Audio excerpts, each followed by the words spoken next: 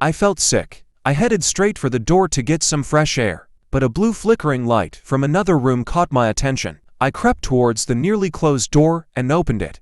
Inside was a computer and monitor, humming away through the night. The screen flickered on and off, a blue screensaver showing what looked like a blueprint. I walked into the room and turned the light switch on. Nothing happened. Did he really live like this? For how long? I raised my phone light and revealed the small desk room. I pulled out his desk chair on wheels and sat down. The screensaver was a blueprint of the tunnel systems below the city of Omaha.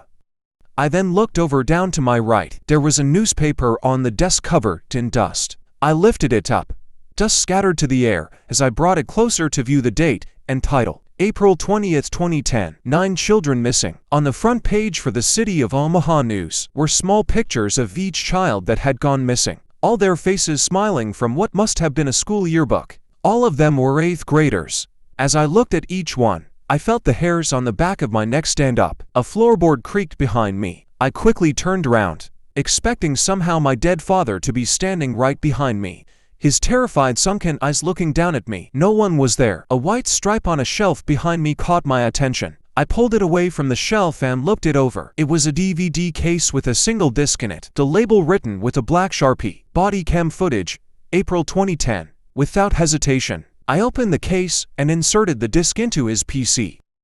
I was met with a lock screen. Irritated, I looked around at his stacks of papers and sticky notes. No indication of what his password would be. I sat there thinking, wondering how long I would be here and how much more I could handle of this presence I felt hovering behind me.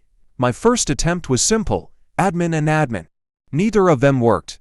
I buried my face into my sweaty palms and sighed. I don't know him well enough, and I sure as shit wasn't good with computers, so I tried my mother's name, doubting every second of it as I hit the enter button.